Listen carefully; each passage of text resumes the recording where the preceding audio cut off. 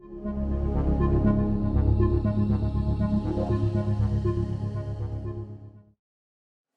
so welcome everyone to my talk. It's about PDE solvers in 3D in particular, and also with a focus on performance.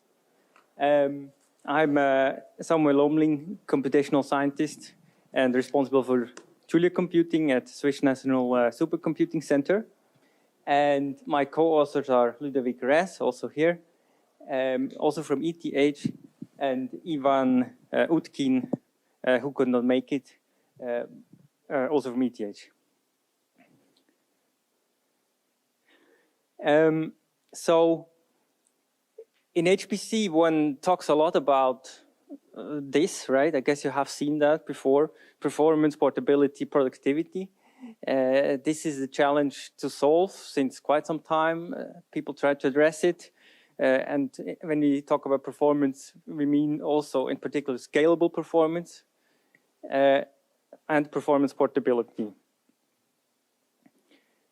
So I will give you a quick overview of our global solution to that, how we address this. So the first thing is to think about algorithms, right? We don't just want to get started with an old algorithm and try to parallelize it. And so we want to have scalable data local algorithms. And so for this, we use the iterative accelerated pseudo-transient method. And in the workshop that we had at the beginning, on Tuesday, you have seen more about this. So I'm not going to talk about that. Then the next thing is obviously programming language. And here it's very clear what we choose. So of course it is Julia. But so why is it good? You can see on the left, by the way, that performance, portability, productivity, I put them in different colors. And on the right, you see kind of what aspect each of the part of the solution responds to. And so why Julia? Well, it's a compiled language in a static way, basically, just ahead of time. An LLVM-based compiler gives us portability. And of course, it's very good for productivity, as you all know. Then, then we get to the next thing. So performance and scalability, how we try to address this. We want to have automatic, shared and distributed memory parallelization and optimization of architecture agnostic code. And again, you see here the three colors, right? And so to achieve that, we create some HPC building blocks. And mostly for us, this is parallel stencil and implicit global grid. Then the next step is performance evaluation, because we need to know where we are, or else it's kind of difficult to say what we're doing, if it's good or not. And so we do data-centric performance evaluation, and we have come up, well, since a long time with an effective memory throughput metric. I will quickly show that afterwards. Now, this is the summary, basically, of our solution, and I will enter more in detail now. So the agenda is the HPC building blocks, then automatic stencil-specific optimizations, then the effective throughput metric. Then I will briefly present some benchmarks, which afterwards we will look at in the results, what we get with these, and conclusions of future work. All right, so the building blocks. Now, when we had to do, or let's say, we have some projects with domain scientists, right? Ludovic, for example, and so we have certain requirements. For example, here to do ice sheet modeling. We also have another group relies on the same building blocks, which does geodynamics. And so we have a lot of requirements. So you see here a bunch of things, right? Finite differences, finite elements, automatic differentiation, level set approach, a logical array of structs, occasional explicit low-level programming for something very specific, then compatibility with other Julia packages, because, I don't know, for example, in the workshop we saw we need to do optimization, right? We want to use things that exist. So it should be something that integrates well in the Julia world.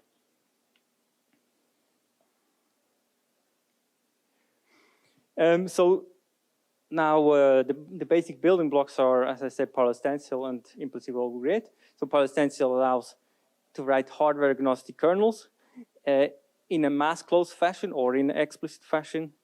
And but in particular, it allows to do automatic optimization for stencil-like computations.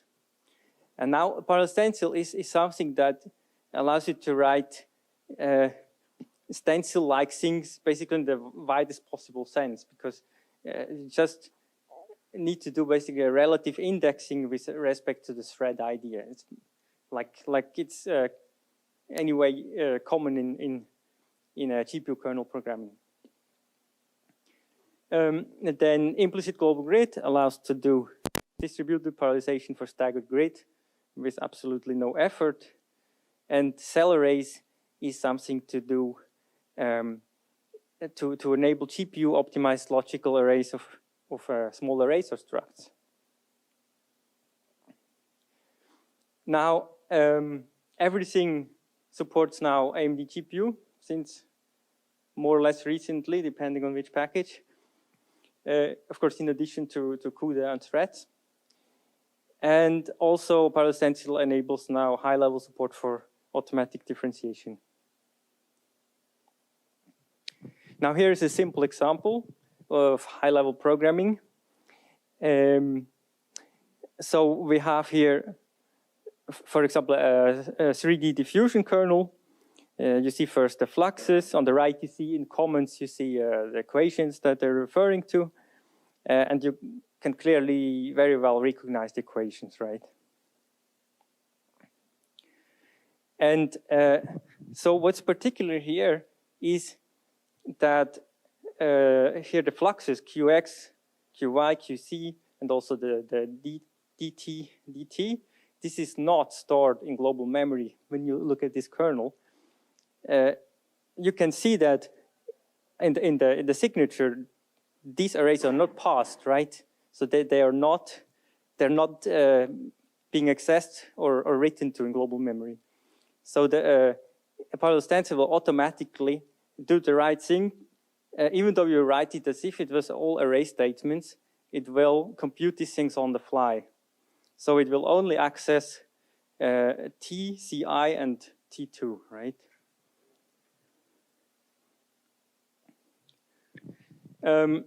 Then the next thing is architecture agnostic allocation. So we can, with these macros, automatically allocate on CPU or GPU, depending on what you want to, where you want to run. And another important feature is hiding communication, which we can do with this simple macro here. So you see in this hide communication begin end statement. You see in the end there is an update halo, and so it will automatically split the inner point computation from the boundary region computation and do the computation completely overlapping with the communication.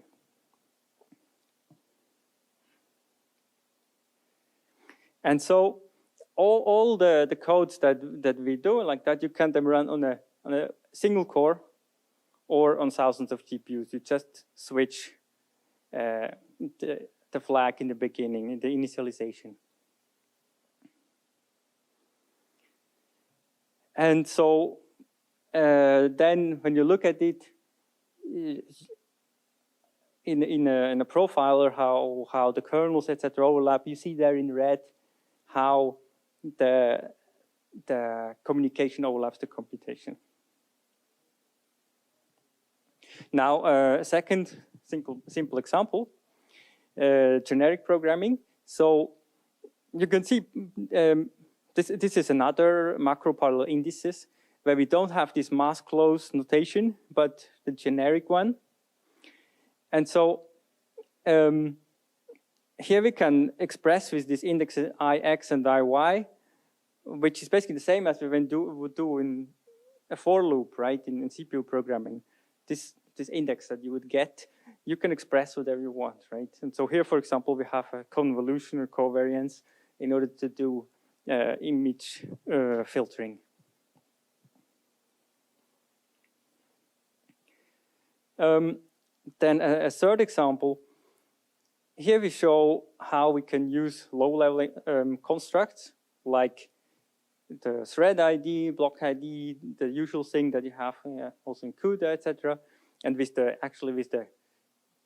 naming conventions from CUDA to make it easy for people to understand what it is. You don't have to learn something new. And so we can allocate shared memory explicitly, etc. if you want to, right?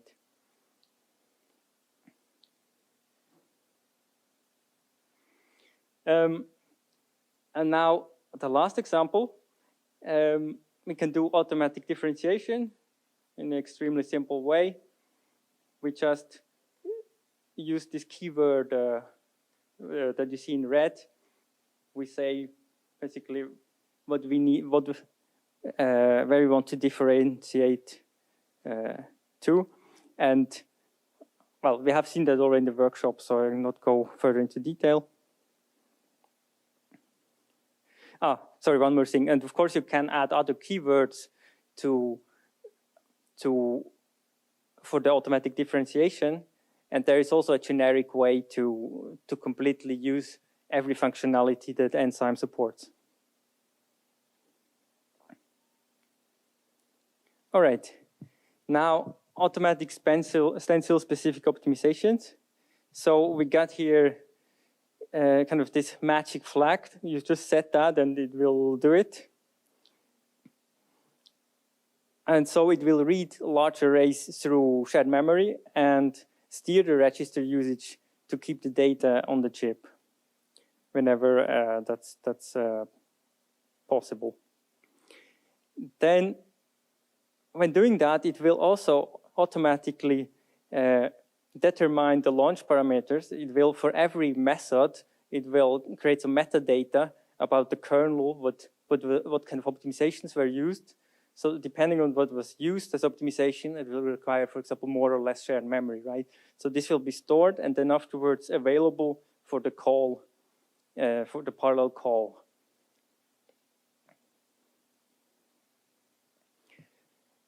Then we can also optimize per array very much in detail what we want to do. This is not yet part of the official API, just so you know. This kind of could be exposed. Maybe we will at some point. And so right now we have some heuristics that will automatically decide how to do things best. And so we don't need to worry about that.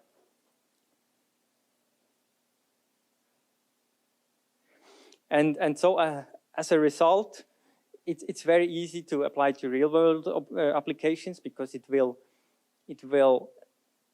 not always use the most aggressive, most resource requiring optimization, but depending on some how many arrays you have, etc., use more or less resource-hungry optimizations. And so that way, it is really something that can be applied to real-world applications. And as I already showed before, right,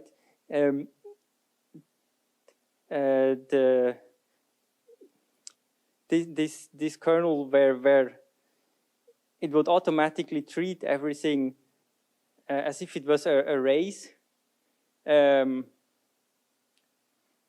Yeah, sorry, I will not go further in that because then I would better show that thing again. I need to go further because of time, yeah. All right, last thing here. It is also compatible with this height communication feature that I showed you before, even with all these optimizations. All right, so the effective throughput metric. Very briefly.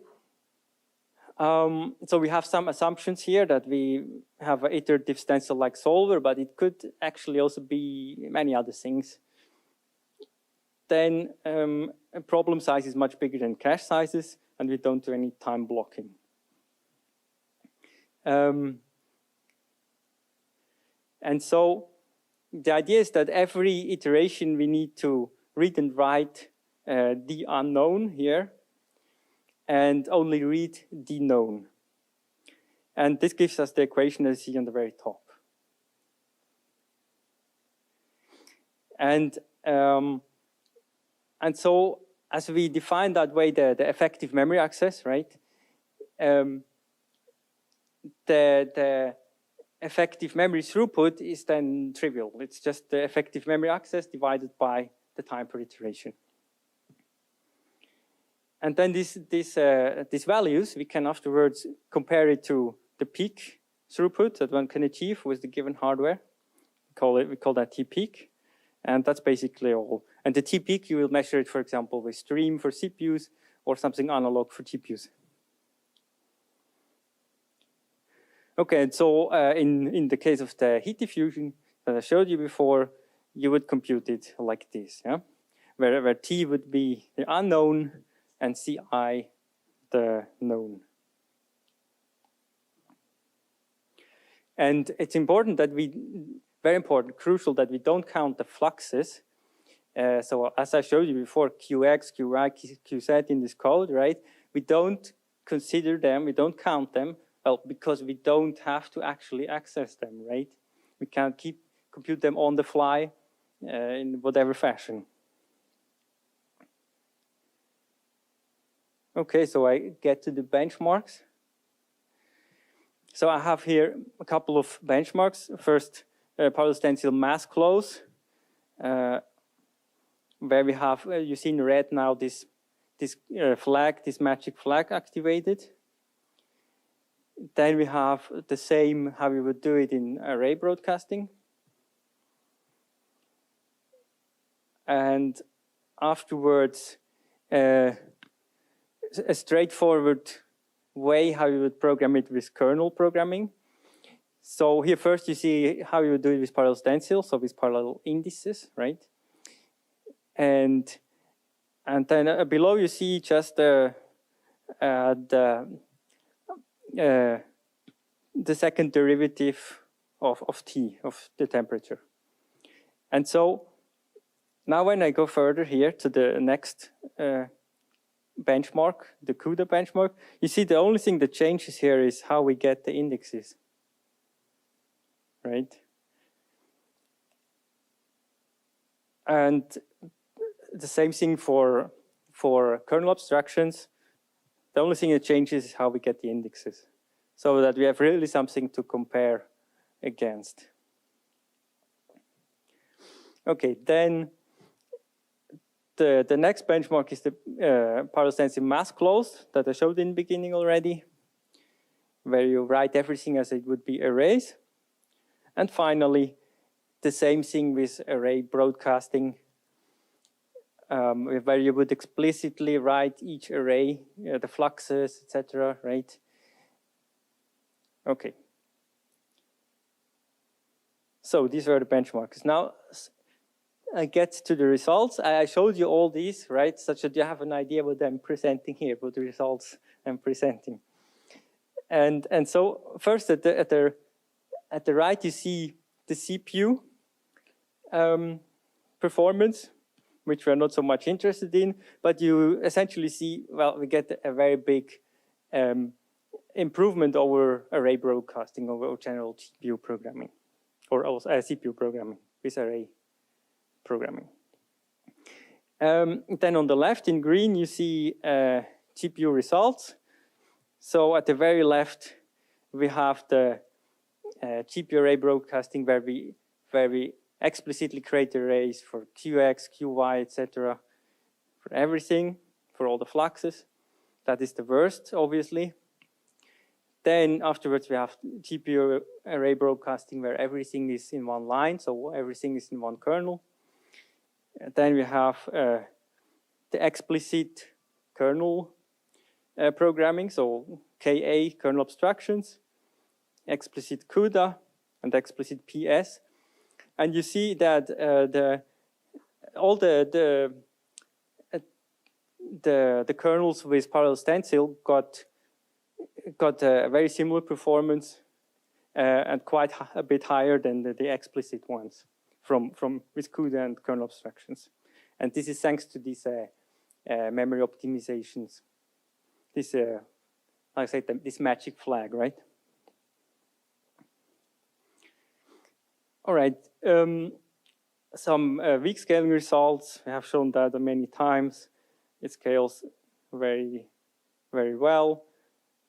Also, on the Lumi supercomputer, here is AMD GPUs. And so I get to the conclusions.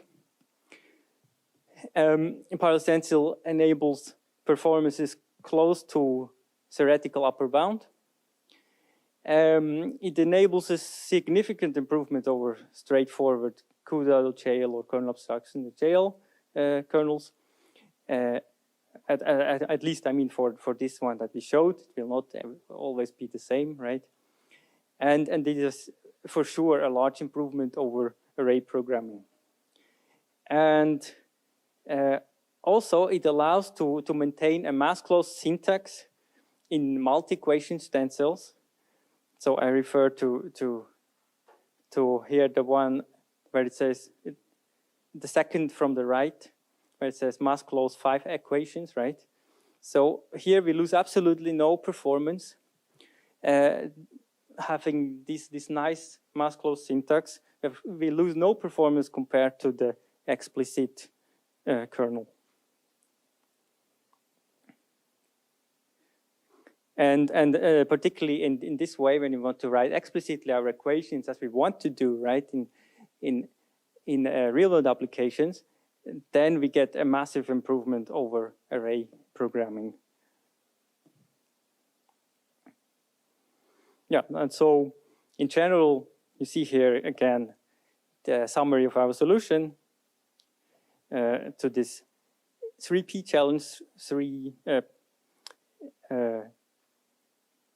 the challenge that I showed in the beginning that we want to solve. And so last thing, future work. So we want to study and tune the performance now for new hardware. We will get Grace hoppers at CSCS very soon. We have AMD GPU that we need to study and understand, and then tune all these optimizations for that. Of course, conceptually it will not be super different, right? But the devil is always in the details. And then also, yeah, something probably to talk about in the BOF. Rather than here, we want to fix certain issues in the backend packages, but let's talk about that in the BOF. All right. Thanks a lot for listening.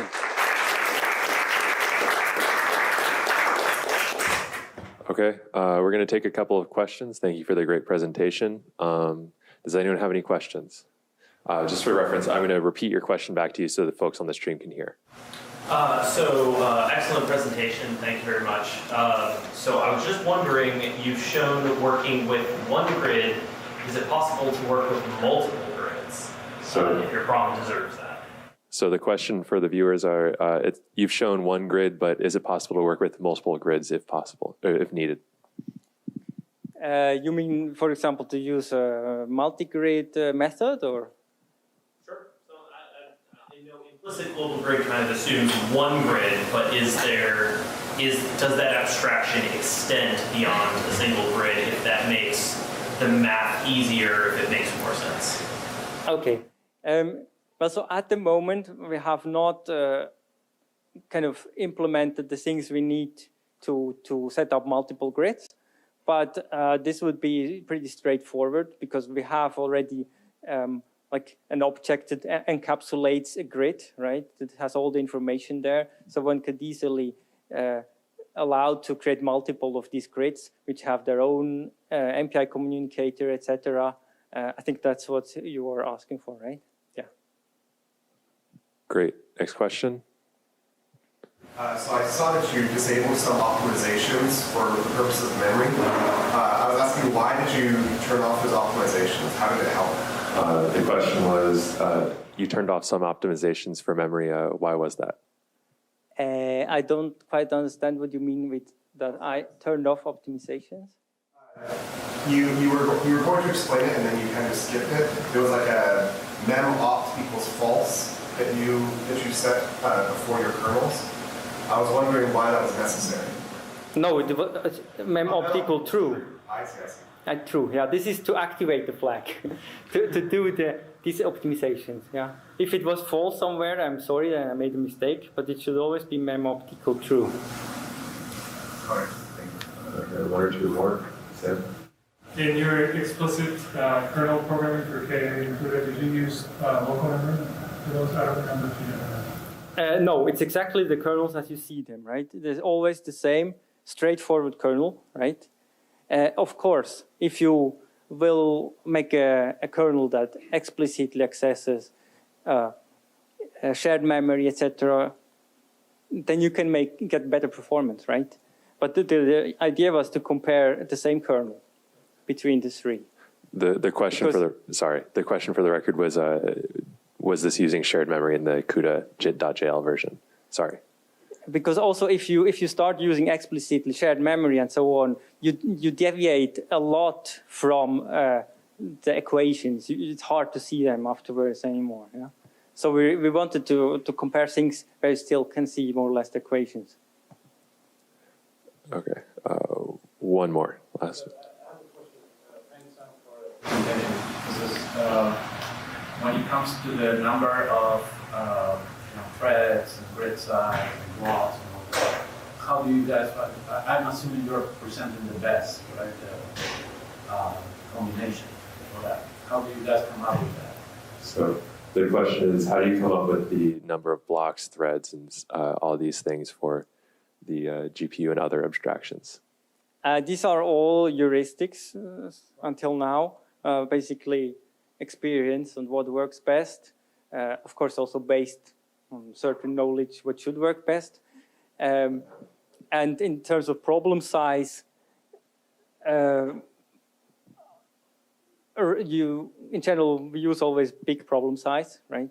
But again, all the benchmarks use the same problem size, right? So it's not that one had a bigger than the other, right? So we use big problems because with GPUs you will not get good performance for super small problems. Yeah?